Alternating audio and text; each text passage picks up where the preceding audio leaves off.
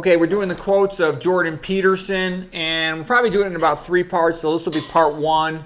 He says, the way a totalitarian state sustains itself is that everyone lies all the time. And I can tell you, my ex-wife grew up in communist Poland. She said, you have to lie all day long every day. That's just how it is. And I talked to other people from communist Poland and other parts of Eastern Europe and Russia. They said, in communist country, you have to lie all day long. You have to say things that are not true all day long. And it's designed to be that way. It's disgusting. It's evil. Okay, as soon as you walk in the class, you have to salute Stalin, pretend you like Stalin. Okay, you have to say all kinds of stupid things. All right, anyways, Jordan Peterson continues. He says, women are much easier to control than men. Women are much more agreeable and will go along with whatever behavior, whatever set of rules is imposed on them. Yeah, I think that's why gynocracy is promoted so much, because they know women are easy to control. They have a big mouth. When they're your wife or your girlfriend, they're bitching at you and they're always demanding more, more, more. But when you put them out in a work environment, they're like, yes, I will obey no matter how stupid the rule is, okay? And, you see these women, promoting castration of children for gender-affirming surgery. Just put a euphemism on it and they'll do it. They'll do anything. Anyways, and I think Jordan Peterson, by the way, I kind of have a love-hate relationship with him as a scholar and a teacher. On the one hand, he's very bright, and he does know a lot, and he does have some great quotes, and he does say some really interesting things that are valuable. So there's things about him I like. On the other hand, he's a total bullshitter. Okay, he says that he doesn't believe in God, and he's invited to all the Christian channels. Okay, he basically avoids the question. Well, do I act as if I believe in God? Well, that's a very serious question. What do you mean believe in God? He bullshits around the question. He's like, yeah, I believe in God. Jesus Christ is my Savior. I'm a Christian. Okay, it's not rocket science. He will never do that, because I think deep down he's really an atheist. Okay, he named his daughter Mikhaila, whatever, after Mikhail Gorbachev, the head of the Communist Party. Okay. So what am I saying? I think he's a closet communist. I mean, that's what he is. And I think that's why the billionaire perverts spend so much money on him, promoting him. Okay, how is it that a so-called conservative could be promoted all over the internet? Okay, when a real conservative, so to speak, like me, is shadow banned out the wazoo and kept in a corner. Shut up, shut up, shut up. I said shut up, shut up, shut up. Okay, that's how a real Christian conservative is treated. They're not spread all over the internet giving billions and billions of views. Come on, and the public's so stupid. All the Christian sites invite him. Oh, they're honored and happy to have him. He's invited to speak at the universities. Whereas look at me. I'm not allowed to speak in any hospital. I'm not allowed. No Christian site wants to interview me. Not a single one. No minority wants to interview me, even though I'm like the smartest minority doctor in the world. Nobody wants to interview me on study skills, even though I'm like one of the best people to help them. So what I'm trying to say is, when you tell the truth and you really believe in God and you're really a Christian, they're like, shut up, get back in your corner, okay? But when you're a phony BS artist, commie, he's invited everywhere. And he says all kinds of stupid crap like a good diet's to eat lots of meat, and meat's good for autoimmune disease, and psychiatric medicines work well, and he's a benzodiazepine drug addict. It's like, are you freaking kidding me? He's full of crap. Okay, but he is a good-looking, articulate, smart guy, and he does know a lot. So he's two opposites. So what I basically think is he's a really bright guy, but I actually think he really is pro-communist. And the Western world's all falling apart into a garbage can. And what's his advice? Well, you need to clean your room. What do you mean clean your room? What kind of bullshit is that? Your house is on fire, and you're going to say the answer is to clean your room? That's bullshit. Okay, come on. Let's be honest.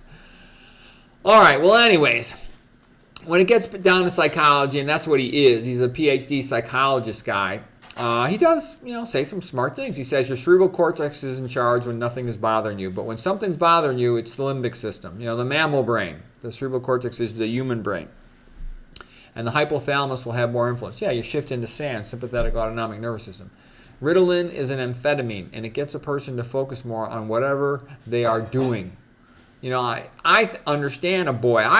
If I was alive in the modern world, I would have been labeled attention deficit. You're a guy, okay? You want to play sports. You want to be with your friends. You want to be outside. And in grade school, you're sitting there listening to some lady you don't even know going blah, blah, blah, reading out of a centralized communist textbook, telling you why all men are bad, especially white Christian men. They're all bad, and everybody should be a homo. Take it up the butt. And you're like, what the hell is this? Why am I in this room listening to this crazy lady? Okay, that's how I used to feel in grade school, and I'm looking out the window saying, God, I wish I could go outside. I wish I could escape from this room. That's how I felt in grade school.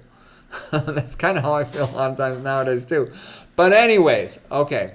Jordan Peterson says, when you give a lecture, the talk should be focused on a problem, what the problem really is and how to solve it.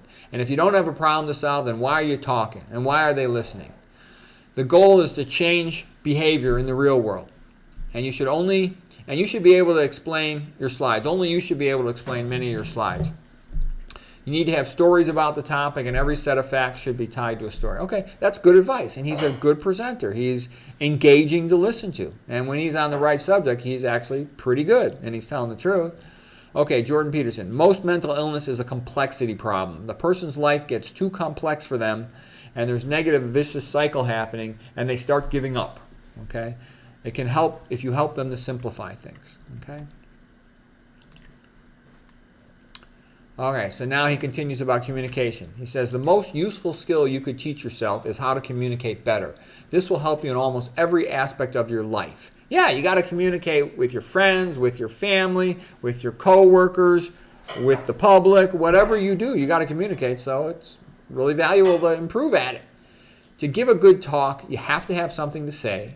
You need to bring in some of your own personal experience. That's what makes it real. Okay? So that's really good advice, and he is an engaging speaker. He dresses nice. He's a bit of a dandy, you know. He looks like a court jester joker with 3 different colors on his suit jacket. You know, he spends tons of money on all that. That ain't cheap to have all these tailored suits with all these fancy designs. You know, a lot of money's been pumped into his program. Look at me. I got no money. I got this cheap webcam. I don't even know how to make a short. I got no special effects, no video editing, nothing. Nothing, zero, okay? I just know I'm right and I tell the truth, so I feel it's worth doing this. Nobody's investing money in me. All right, Jordan Peterson continues. You should aim at the highest possible thing you could imagine for yourself. And if you're going to aim, you might as well aim at what is good. And if you're going to go for what's good, you might as well go for what's the best you can do. Now, I like that. And that's actually kind of a Christian perspective. You say, well, I'm kind of half screwed in life. At least I'm not totally screwed. And I think the best I could do would be to help the world in this way. Whatever it is that you do. If you're a teacher, if you're a coach, if you focus on being a parent, whatever you do. I'll be the best I can be at this, and I'll try to help people. I'll try to lead a good life. I'll try to do what Christ would want me to do. Okay, that's good. That's the best you could do. And if you aim for that, you'll probably have a good, meaningful life. Like Schopenhauer had said, forget about trying to have a happy life. Try to have a heroic life. And if you have a heroic life, you will respect yourself and you'll be happy. Okay, a little more on Jordan Peterson talking about giving a talk. He says, a talk should be an intellectual exploration of a topic, a bit of an adventure about that topic. It's good to have some fun along the way. Try to avoid using filler words. That they lower your credibility. So pay attention and watch yourself speak and check for yourself that you're not using too many filler words. An audience is a group of individuals, and you should focus on talking to one person at a time. It's more personable. Better to talk with no notes, because that way you have more eye contact. He says it's more personal. It creates also the possibility that you could fail, that you could forget to say something, and this makes it more interesting. It's more interesting to the audience. If you speak with notes, yes, it protects you in the sense that you can't fail, but it also prevents you from doing anything spectacular. You know, why would you want to be articulate? Well, do you want to be competent and dangerous, or do you want to be vague and useless?